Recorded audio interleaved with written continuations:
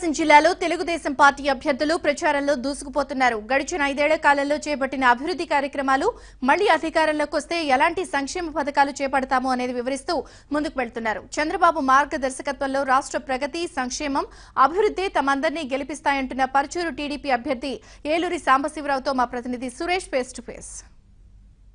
Parchur Telugu Desam party అభ్యర్థి, అదేవిధంగా ప్రస్తుత సిట్టింగ్ ఎమ్మెల్యే ఏలూరు సాంబశివరావు ఇప్పటికే ప్రజల్లోకి వెళ్లి తనదైన శైలిలో ప్రచారాన్ని ప్రారంభించారు. ప్రస్తుతం మనతోటి పర్చూరు ప్రస్తుత సిట్టింగ్ ఎమ్మెల్యే, అదేవిధంగా తెలుగుదేశం పార్టీ అభ్యర్థి ఏలూరు సాంబశివరావు ఉన్నారు. ఆయన ఏ నినాదంతో ముందుకెళ్తున్నారు అనేది తెలుస్తున్నాం. సార్, ప్రధానంగా చెప్పండి, మీరు ఏ నినాదంతో మళ్ళీ రెండోసారి ప్రజల్లోకి వెళ్తున్నారు? అభివృద్ధి ఎజెండాగా గడిచిన 5 సంవత్సరాల అభివృద్ధిని ఒకసారి చూసి, గౌరవ ముఖ్యమంత్రి నారా చంద్రబాబు నాయుడు గారు చేస్తున్న ఈ యొక్క అభివృద్ధి సంక్షేమ పథకాలు, ఆయన పడుతున్న శ్రమ, ఈ రాష్ట్ర భవిష్యత్తు కోసం ఆయన నాయకత్వ అవసరం, ఇవన్నీ కూడా ప్రజలకు వివరించి మరలా తెలుగుదేశం పార్టీని గెలిపించాలి, చంద్రబాబు నాయుడు గారిని ముఖ్యమంత్రి చేయాలనే ఏకైక నినాదంతో ఈరోజు పర్చూరులో ప్రచారం చేస్తా ఉన్నాం. అయితే ప్రజల నుంచి మీ ప్రచారంలో వారి నుంచి ఏ విధమైన మద్దతు మీకు లభిస్తుంది? వాస్తవంగా 5 సంవత్సరాల్లో ముఖ్యమంత్రి గారు పడిన కష్టానికి, నియోజకవర్గంలో జరిగిన అభివృద్ధికి, రాష్ట్రం ఉన్న పరిస్థితుల్లో నుంచి ఏ పరిస్థితికి ముఖ్యమంత్రి గారు తీసుకొచ్చారు అనే దాని మీద ప్రజల్లో ఒక సానుకూలత ఉంది, ఒక స్పష్టతతో ప్రజలు ఉన్నారు. మరలా తెలుగుదేశాన్ని గెలిపించాలి, నారా చంద్రబాబు నాయుడు గారిని ముఖ్యమంత్రి చేయాలని ఒక స్పష్టతతో ప్రజలు ఉన్నారు. అందుకే ప్రచారానికి వెళ్ళినప్పుడు వారు స్వయంగా స్వాగతం పలికి ముందుకు వచ్చి, వారు ఆనందోత్సాహాల మధ్య మరలా తెలుగుదేశాన్ని గెలిపించుకుంటామని చెప్పి ప్రజలే స్పందించిన విధానం చాలా చోట్ల కనిపిస్తూ ఉంది. కొత్తగా నియోజకవర్గానికి సంబంధించి మీరు ఏమైనా ఇంకా పరిష్కరించాల్సిన సమస్యలు ఏమైనా గుర్తించారా? రేపు వచ్చే ఎన్నికల్లో వారికి ప్రజలకి ఎటువంటి హామీలు? వాస్తవంగా ఇక్కడ 2 ప్రధానమైన సమస్యలు, ఒకటి సాగునీరు, 2 తాగునీరు. ఈ సాగునీరు విషయానికి వచ్చేటప్పటికి ఇప్పటికే కొమ్మమూరు కాలువ కింద పట్టిసీమ నీళ్ళు ఇవ్వడం ద్వారా గోదావరి జలాలతో మా పంట పొలాలు 65,000 ఎకరాల్లో పంట బ్రహ్మాండంగా 4 సంవత్సరాల నుంచి పండుతూ ఉంది. రాబోయే రోజుల్లో అదే వాటర్ను ఉపయోగించుకొని కొమ్మమూరు కాలువకు పై ఎత్తునున్న దాదాపు ఒక 30,000 ఎకరాలకి 8 లిఫ్ట్ ఇరిగేషన్స్, అడుసుమల్లి దగ్గర నుంచి కొనికి వరకు రోడ్డుకి పడమర వైపు ఉన్న, తూర్పు వైపు ఉన్న ప్రాంతం మొత్తం కూడా కవర్ అయ్యేటట్టు 8 లిఫ్ట్ ఇరిగేషన్కి ఇప్పటికే ముఖ్యమంత్రి గారు ప్రైమరీ ఆమోదం తెలియజేశారు. అది ఇన్వెస్టిగేషన్ జరుగుతూ ఉంది, డిపిఆర్ రెడీ అవుతూ ఉంది.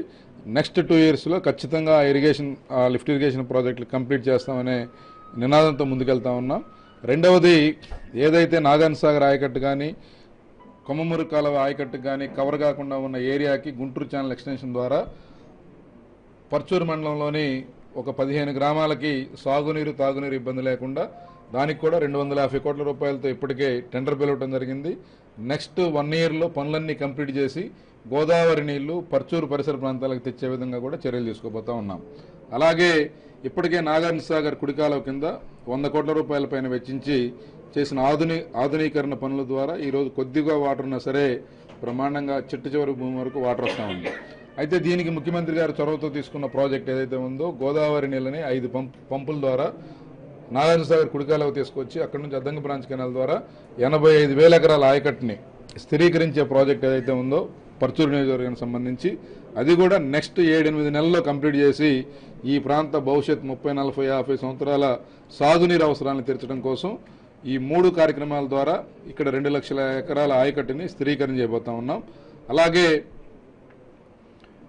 తాగునీరు విషయానికి వచ్చేటప్పటికి దాదాపు ఇక్కడ ఉన్న 95 పంచాయతీల్లోని 130, 140 హ్యాబిటేషన్స్ సంబంధించి 189 కోట్ల రూపాయలతో ఇప్పటికే ప్రభుత్వం ఆమోద ముద్ర పొంది ఫైనాన్షియల్ శాంక్షన్ కోసం వేచి ఉన్న ప్రాజెక్టుని ఖచ్చితంగా పూర్తి చేసి నెక్స్ట్ 1.5 ఇయర్లో ఆ యొక్క ఈ ప్రాంతంలో ఏ గ్రామానికి కూడా తాగునీరు ఇబ్బంది లేకుండా జనాభా పెరుగుదల నిష్పత్తిని దృష్టిలో పెట్టుకొని నెక్స్ట్ 40 ఇయర్స్ వరకు ఇబ్బంది లేని వాటర్ రిక్వైర్మెంట్ని ఫుల్ఫిల్ చేసేదానికి తీసుకుని ఈ ప్రాజెక్టుని కూడా ఖచ్చితంగా కంప్లీట్ చేస్తాం. ఈ 2 నినాదాలు, సాగునీరు, తాగునీరు, ప్రతి మనిషికి సాగునీరు, తాగునీరు, ప్రతి ఎకరానికి సాగునీరు అనే నినాదంతో ముందుకెళ్తా ఉన్నాం. ఇప్పటికే పాక్షికంగా సక్సెస్ అయ్యాం. భవిష్యత్తులో కూడా వాటిని ఖచ్చితంగా చేసి ఈ ప్రాంత రూపురేఖలు మార్చేదానికి ప్రయత్నం చేస్తానని చెప్పి తెలియజేస్తా ఉన్నాం. అయితే నియోజకవర్గానికి సంబంధించి ఎవరైతే మీకు ప్రత్యర్థి పార్టీలు ఉన్నాయో అటువైపు నుంచి భారీ ఎత్తున తెలుగుదేశం పార్టీలకు చేరికలు వస్తా ఉన్నాయి, దాన్ని ఎట్లా? వాస్తవంగా వైఎస్ఆర్ కాంగ్రెస్ పార్టీ ఒక ప్రతిపక్ష పార్టీగా కూడా విఫలమైంది. ఈ రాష్ట్ర రాజకీయాల్లో వైఎస్ఆర్ కాంగ్రెస్ పార్టీ లాంటి ఒక పార్టీ, ఒక అవినీతి పార్టీ, కేవలం ఒక వ్యక్తి స్వార్థం కోసం పుట్టిన పార్టీ ఉండటం ఈ రాష్ట్ర ప్రజల దురదృష్టం. ప్రజలు అది గమనించారు.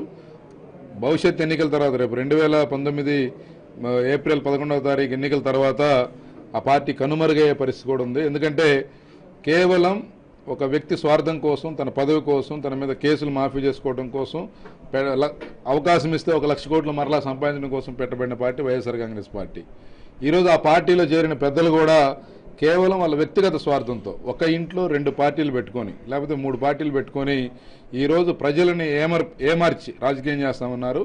ఇట్లాంటి నాయకులకి, ఇట్లాంటి పార్టీకి ఖచ్చితంగా పర్చూరు నియోజకవర్గ ప్రజలు బుద్ధి చెప్తారని చెప్పి మేము అనుకుంటున్నాం.